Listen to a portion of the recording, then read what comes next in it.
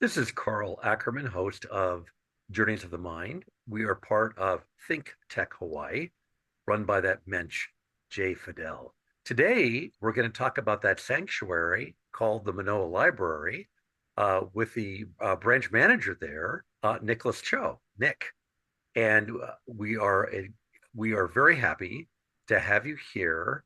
And my first question to you is, since our show is called Journeys of the Mind, is how did you get there? How did you get to the Manoa Public Library? And were you born in Hawaii? And how did you come to library science? Thanks for having me. So I was raised in Hilo. I grew up there, and then I came up to college for Manoa, got my bachelor's, and during college, I worked at the library. So I was debating between a teaching certificate or a master in library science. I ended up getting both, and I started at Kalihi Library, and I moved to Manoa Library about 5 years ago. So about 2019, and then been here ever since. So, what attracted you to library science? I mean, we have had on the show that Jewel Pat Polanski, the Russian bibliographer from the University of Hawaii, who got a major prize from the Russian government years ago. But I mean, what attracted you to library science? Maybe it's because I've always been in the library since I was young. I do enjoy reading.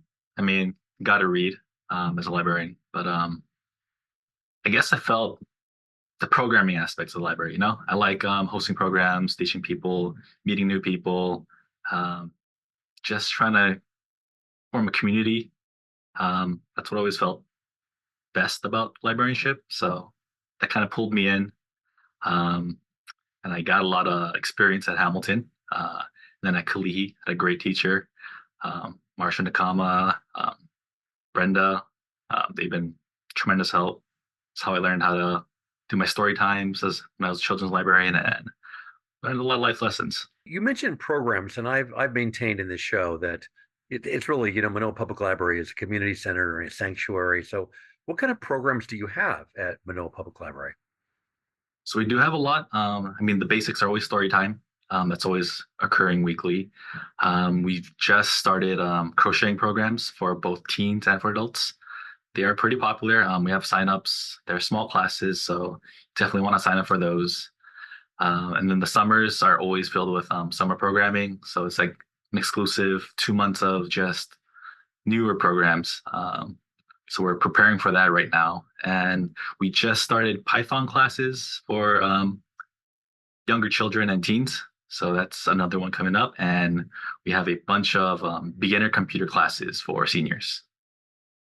Now you've intrigued me. What is a Python program? And you think of the Florida Everglades, right? So what is a Python program? So it's coding. Our young adult librarian is in charge of that one. She's teaching basic coding to kids. It's really simple. It's not too hard. It's like an hour and a half class. She just started it maybe last month, and it's gonna continue. It was pretty popular. We've had more people ask about it, and we hope to continue. And then hopefully we get to more intermediate and advanced classes soon. That brings up a question that you and I and my boss Jay Fidel were talking about before this program started. Is so what role you mentioned coding? What role do computers play in Manoa Public Library? Everything from people coming in and going online because it's easy access, I assume.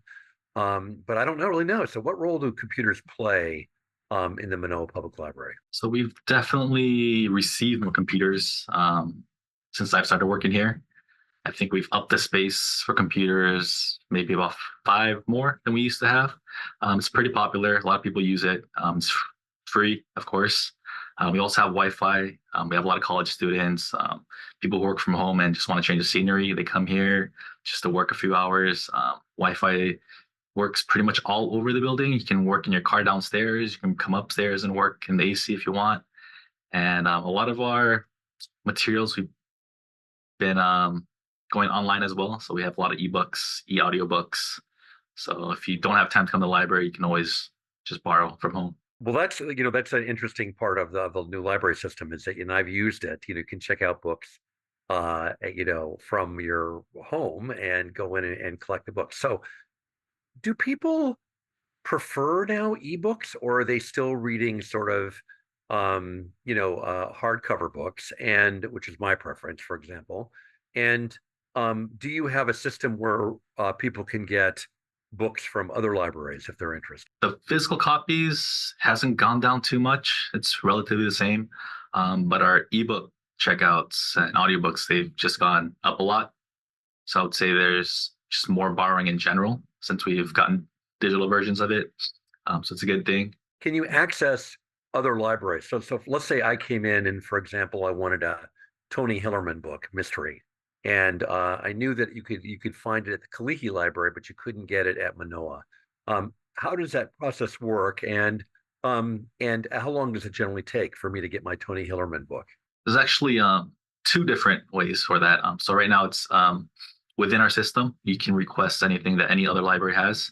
So like you said earlier, if you don't have a book here in Manoa and say Kalihi has it, it'll take a few days to get here. And then we hold it for about roughly 2 weeks. And then you can come pick it up anytime you want.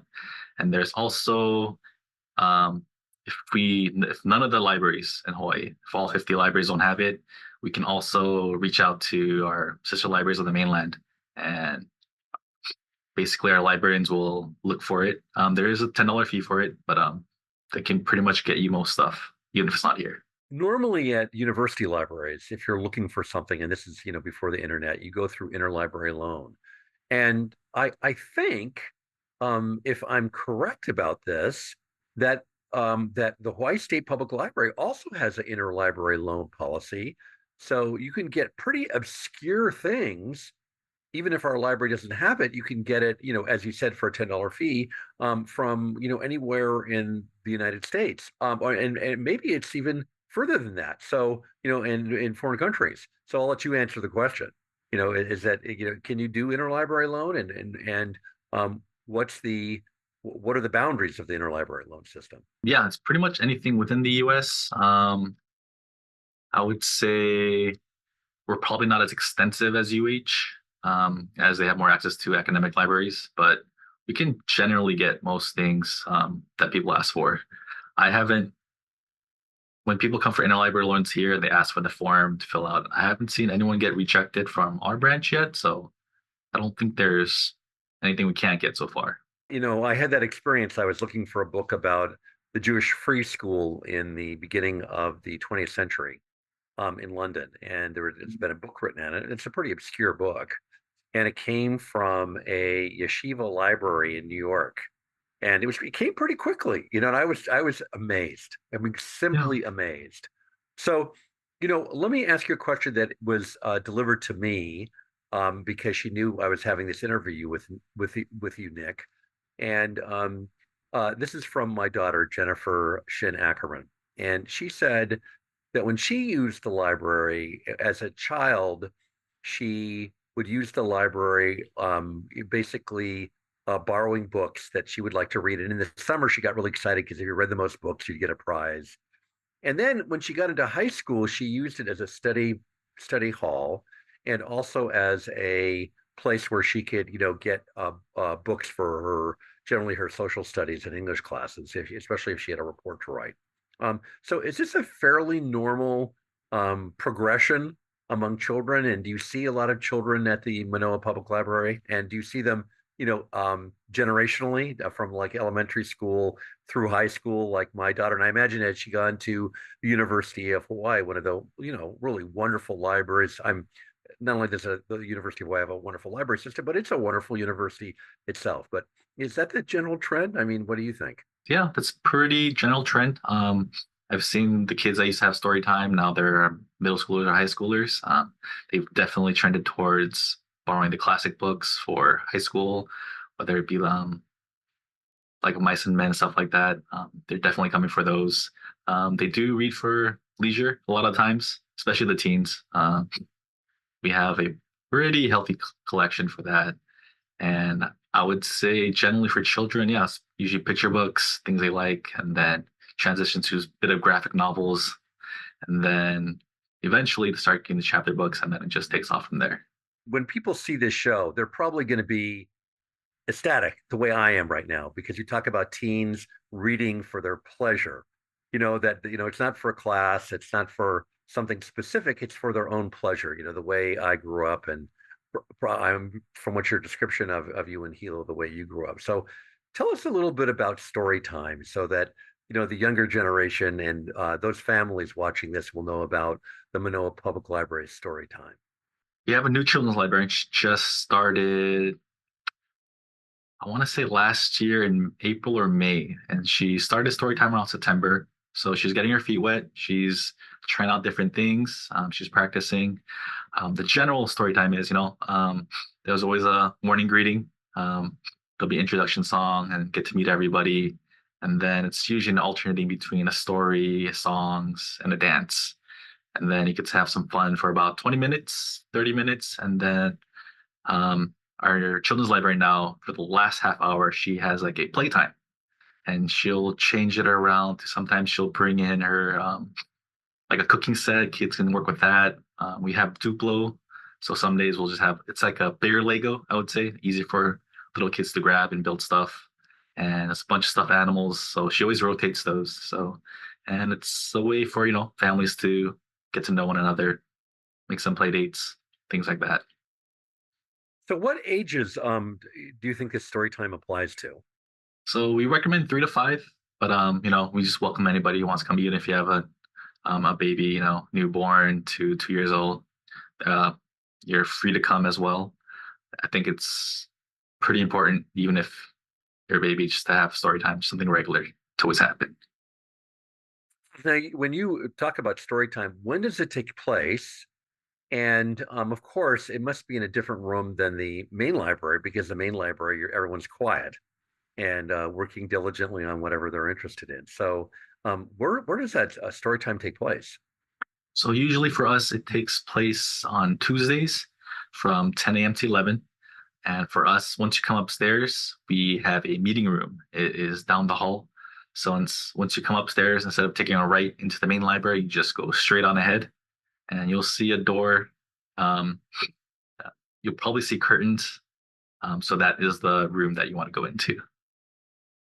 And what are there other rooms that are used for programming that are not part of the general library per se, where you get into that area where people are quiet and reading books or checking out books? We have one extra room that we just started maybe a few months ago. We started trying it out. We're trying a game room for the middle schoolers and teens. We have a lot of board games, card games, chess, things like that. We open it 3 times a week, and we're just seeing how it goes for now. We might transition to something else. We might just do maybe a study room if that's more in demand. So we're just trying different things out. If you have any recommendations, just let us know. We're free to try out that small space. If you head into our library, it's the back right corner of our library. So you said let you know for people in our audience. Of course, I would just probably call the Manoa Public Yeah, Library, but should they just call or should they email you or how can they get in touch with you? yeah, definitely just call. You can ask for me, Nick, or you can just let the librarian know who picks up. Based on what you've just been saying, I will pass the Manoa Public Library, which always seems, well used. And I'll pass sometimes at night where I know the library is closed, but the gates will be open and it looks like there are cars underneath. So do you make available the library for different groups or how does that work? Yeah, so the meeting room, we do rent it out. Every library has a little bit of different rules, but for us specifically, we only rent it out after we close. We don't rent it out in the morning. We don't rent it out when we are open to the public. And so on most days, you can rent it from 5:30 p.m. On the late days, you can rent it from 8:30 p.m. And Sundays, you can rent it from 8 a.m. to midnight. It's up to you. It's a flat rate fee. It's $100. If you are a nonprofit, though, we do charge $25, so it's a lot cheaper.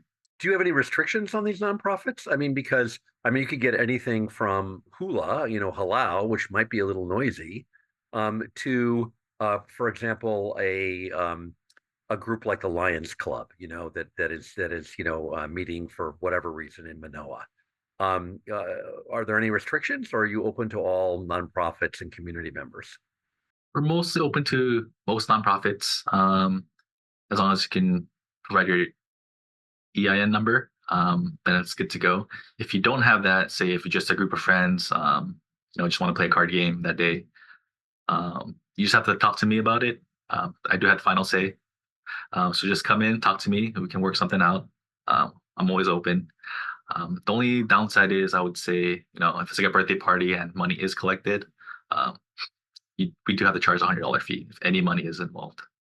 Oh, that's an interesting part. Okay, since we've been talking a bit about the architecture of Manoa Public Library, it wasn't that long ago, I think within the last decade, that there was a major overhaul and redesign of the Manoa Public Library. Can you explain that? Because it's a beautiful building, and there are many beautiful buildings in Manoa, but the library is one of the really special ones. And because you rest just outside of Manoa Marketplace, it's really Kitty Corner to you also is a great veterinarian place, the VCA.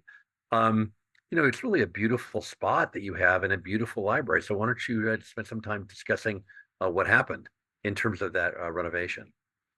So it was before my time. I don't know too much about it. I just know kind of the basics. Our former branch manager was the one who actually worked with architects and people like that. What I do know is it was Gary Kawakami. That's the person she worked with. From what I remember from her talking about it, is there was a lot of back and forth between them and the state as well, getting everyone's input and what the staff wanted, what the state wanted, and what the architect also wanted to do. So it's a lot of collaboration. Um, and then it was 2009, I would say, when they closed the old library and they moved to a portable, and they tore down the old building and they built the new building across the street, which is this building currently.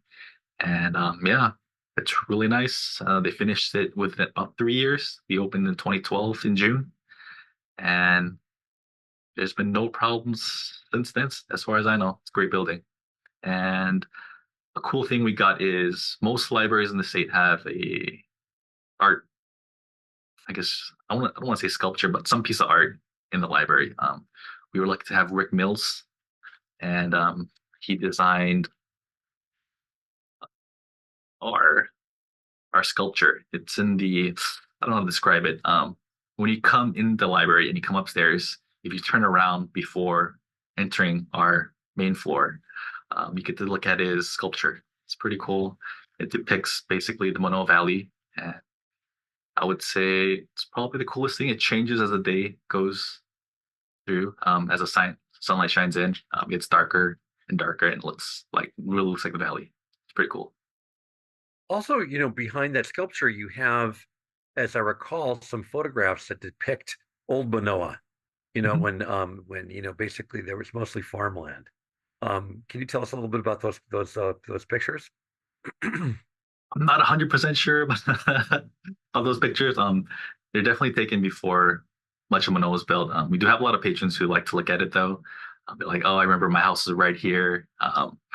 Yeah, I guess it brings back a lot of memories for our patrons. The building you were mentioning, took 3 years Mhm. to build. It opened in 2012. Um, it's gotten the environmentally leads designation, and I've never really known what that meant. But why is the building so environmentally sound? What makes it so sound? This sanctuary in Manoa that we call a public library. So for our building, the main reason it got the lead gold certificate was we generate about 16% of our electricity from solar panels upstairs. And I guess we have a high efficiency AC. It's working great. And we also have a rain catchment system that provides all our water for our all our trees in the back and the lawn in the front. And we also have, I would say, our faucets. They're sensors, and also we have a few flush-free bathrooms as well. That's really environmentally sound. And I didn't know that you had a catchment system that provided the water for the surrounding environmental plants. Yeah. That's quite lovely. And I was not aware of that. And it's 16% of your energy comes from the solar panels on your building. Yes, roughly. I think they say exactly it was like 16.6, but I think it kind of varies on the weather, but it's around that. That's great because yeah, Manoa can become overcast and things like this. Let me ask you something about the employees in the library. First of all, how big of a staff do you have? We have 9 permanent staff, and we do have 5 student helpers. They're part-time, and we have a security guard as well. Yes, I've seen your security guard outside, which is always nice to see. Now, let me ask you about your employees. What do the employees do at a library? I mean, in other words, obviously, anyone who's gone to a library, that your employees check out books and they provide great advice, not only for checking out the books, but also for the computers. But what other things do the employees do? So in the back is where all the magic happens, I would say. There's a lot of things going on in the back. Manoa is one of the busiest libraries. I guess the main duty would be checking in books. I think we have like upwards of 20,000 books coming in a month. So they're busy with that. And then, 20,000, that's quite a few. Sorry, I didn't mean to interrupt you. no, no, yeah, we're pretty busy. And we have a lot of processing for books. It does take some time. So there's a lot of that going on. And we have a lot of volunteers as well helping out with with along with staff, all our crafts and activities. So they're helping us out with that. I would say it takes a lot of prep to do crafts. We do have a lot of children come in. I would say we generally make upwards of 80 sets of anything we do, um, just to make sure we have enough to get through the week. Sometimes we need more, so it's a lot of work. Almost sounds, especially with your reading time, that you have sort of a preschool, running at the Manoa Public Library now that, with arts and crafts also. So, with these employees, with 9 employees, and I assume they're state employees. Am I correct in making that assumption?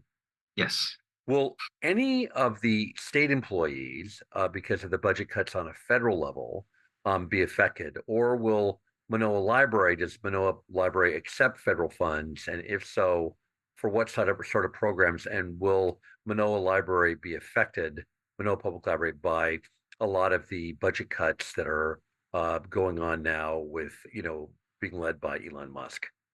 I don't know how much federal funding cuts will affect the library itself. Most of our funds actually come from the state. So I guess if the federal funds cut the state's budget, we'll see how it trickles down. But as far as I know, we don't have any plans for cutting or anything like that. Um, we're just running same old, and I'm pretty sure we're still hiring people as well right now. I need to ask you some philosophical questions now, and that is, well, let me ask you like a direct question, then I'll ask you the philosophical question.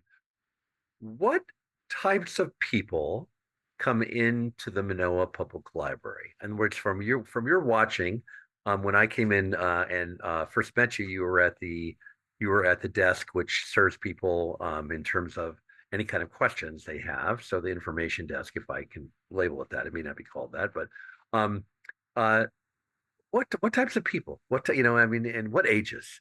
Because I've always wondered about that. Whether it's the kind of I often see parents and their children, and I see people who are my age, elderly, and reading stuff and things like this, and people working on the internet. But I just wanted to ask you that question because you see everybody that comes into the Manoa Public Library.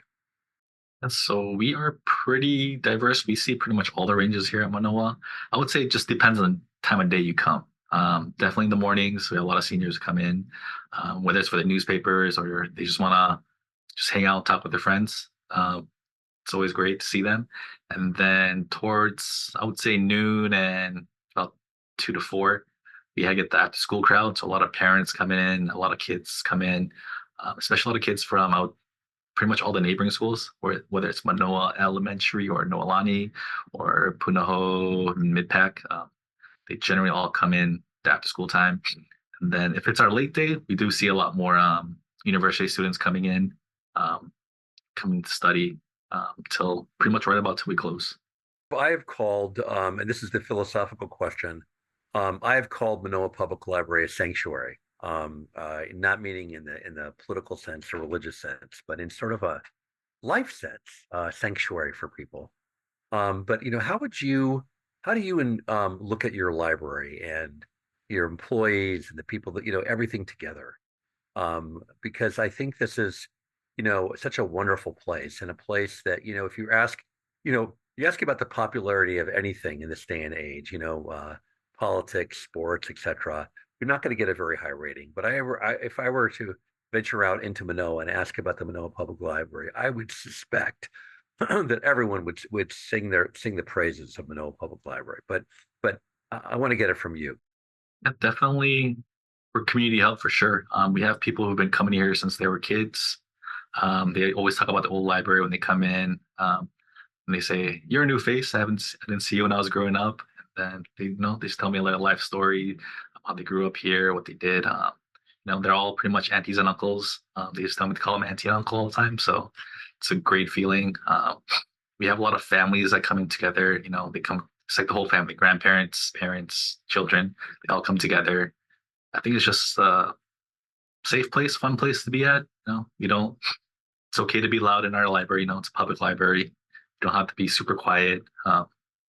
Always kind of laugh when people talk to me in a whisper. I just talk normally, say it's okay. Normal voices are fine. Um, it's just, I want to say, a lot of people just come to talk. Talk and hang out.